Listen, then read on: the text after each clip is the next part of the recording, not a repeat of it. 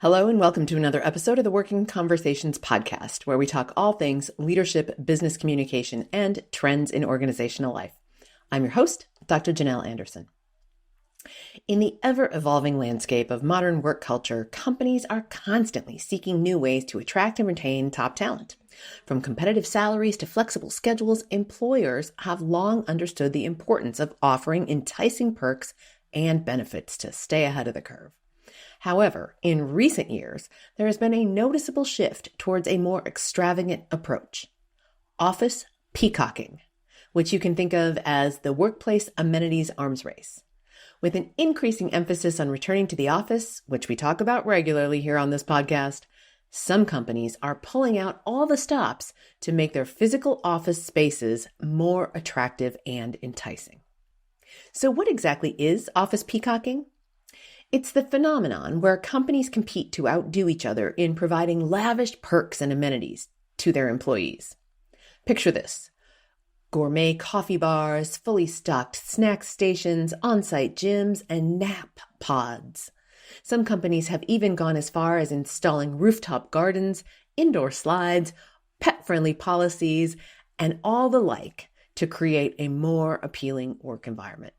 Now, these are just a few examples of the extravagant amenities that some companies are incorporating into their office space to create a more enticing workspace. Now, think about it. Why would employees bother coming back to the office if they can achieve the same level of productivity from their comfort of their own home? To entice them back, employers are investing in these flashy perks that rival those of high-end resorts and tech campuses. But why the sudden emphasis on these over-the-top perks? Well, the push-pull to get people back into the office after working from home for several years is the primary reason fueling this trend. With more employees working from home and demanding greater flexibility, employers are under pressure to make the physical office a destination worth returning to. It's also a move to increase employee satisfaction and retention. The job market, as you know, if you've been listening to the podcast for any length of time, is still tight, and it is not going to loosen up anytime soon. So, of course, attracting new employees and keeping the ones that you have is super important right now. On the surface, it might seem like a win-win situation. Employees get to enjoy all the perks of the luxury resort, while employers benefit from increased productivity and morale, and potentially getting employees back into the office more often, and then, of course, retention. However, the reality is far more nuanced, and office peacocking comes with its own set of challenges and considerations. One of the primary concerns is the question of equity. Not all companies can afford to invest in extravagant office amenities, and not all employees have equal access to these perks. And this can create disparities within the workplace, and it can exacerbate existing inequalities. While some employees enjoy the benefits of on-site gym or gourmet catering, others may feel left behind or undervalued, especially the ones who continue to work from home, sometimes because they have to. Whether that's because the office building has closed or because they've moved to a different geographic location. Take companies who have a blended workforce, where some of the people are on-site and some are fully remote. And those companies need to take careful consideration when implementing these kinds of amenities. It can breed resentment for those who are fully remote, especially when geography is involved. If people who come into the office are given substantial perks that decrease their cost of living, say food and beverage, laundry service, childcare, and so on, and that those who are hired under a work from anywhere plan are not given the same perks, it may backfire. Additionally, if it's not implemented thoughtfully, some workers may feel that these perks are mere distractions or attempts to mask deeper issues such as overwork. So let's dig into this a little bit deeper, into the danger of prioritizing these superficial perks over more meaningful aspects of employee well-being. While fancy office amenities might initially attract employees, they can also distract from deeper issues such as overwork, burnout, and the lack of work-life balance. Now, this is definitely what was happening in the tech space as much as 2 decades ago when these amenities began appearing, from startups in Silicon Valley to large corporate campuses of well-established tech companies. gourmet lunches and coffee bars and fully snacked refrigerators and free-flowing microbrews that were all on tap, as well as air hockey and pool tables and foosball and putting greens, largely so that employees felt no need to leave the campus. All of your basic needs were more than provided for. And the amenities and activities kept lots and lots of people on site. So your after-work social circle was built right in. It was an outright lure to give up any sort of work-life balance or blend when there was no reason to head home, especially for younger employees who hadn't started families yet. I will admit to having gone down the slide a couple of times at one of my client sites about 8 or 10 years ago. True story. They had a big slide that went from the 3rd floor down to the 1st. But now these days, it's not just about the superficial perks. It's also about fostering a certain sense of community and belonging. So for those who are coming back into the office and the companies who want them to, they need to be providing something worthwhile and not just fancy coffee. By providing spaces for collaboration, networking events, and team building activities, employers can hope to create a more vibrant and dynamic workplace culture that employees won't want to miss out on. And that, again, doesn't involve fancy coffee. Well, it can involve fancy coffee. And if I was going there, I would love a fancy coffee while I was there. But it's not the fancy coffee that's going to lure me back. It's the team building activity. It's the networking event. It's the professional development that I might find for myself on site when I go into the office for that event. It's not the comfy furniture or the snazzy lamps. Now, of course, for a number of companies, the COVID-19 pandemic forced a reevaluation of the role of the physical office and the value of in-person collaboration.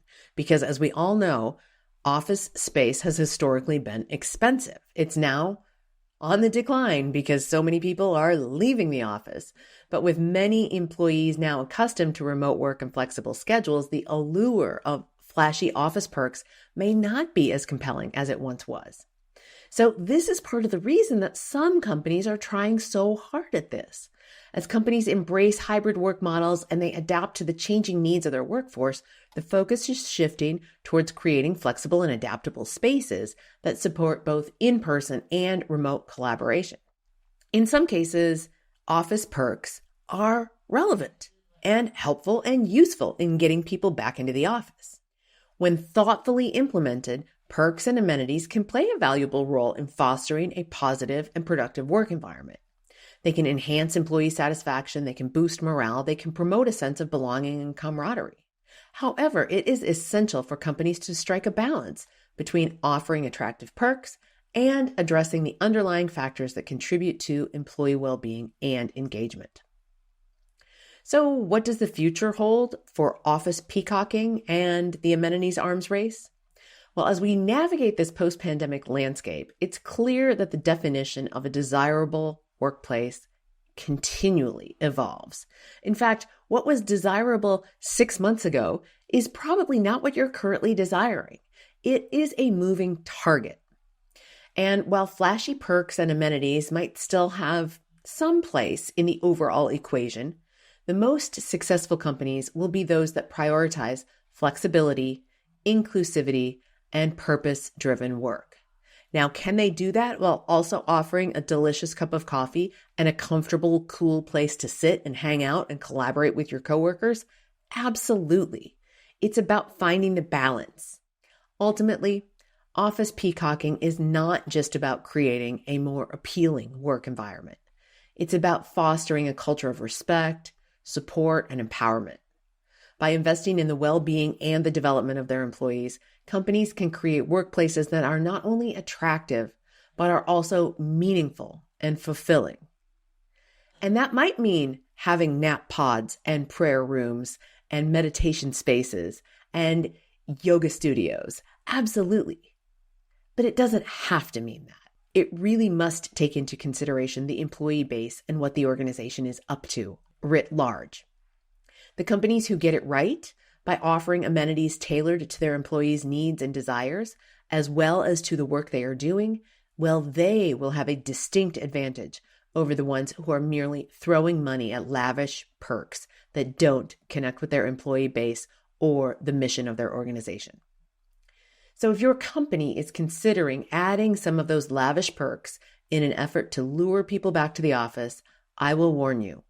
It may be a tempting strategy for attracting top talent, but it's really important to consider the broader implications and focus on creating workplaces that prioritize equity, flexibility, and purpose. By striking the right balance between perks and purpose, companies can create environments where employees thrive and succeed. Consider investing in cool technology that helps people collaborate better. That could be software or hardware, instead of fancy things in the office. Now, of course, we can still have a really good cup of coffee. Nobody is going to fault you for having a really good cup of coffee in the workplace. So remember, my friends, the future of work is not only about technology and cool spaces. It's about the values we uphold, the communities we build, and the sustainable growth we all strive for. We need to keep exploring, keep innovating, and keep envisioning the remarkable possibilities that lie ahead. As always, stay curious, stay informed, and stay ahead of the curve. Tune in next week for another insightful exploration of the trends shaping our professional world. If you enjoyed this content and you're watching on YouTube, make sure you hit that subscribe button and knock that little bell so that you get notified every time there's a new episode out. If you happen to be listening on a podcast player, make your way over to YouTube soon. You can find me at youtube.com/Janel Anderson, PhD. I'm making some other videos there too, not just the podcast. So even if you are listening on a podcast player, you're going to want to subscribe as well. Wherever you're listening or watching, please leave me a review. It helps other listeners find me, and that spreads the word of working conversations better, faster, and more meaningfully.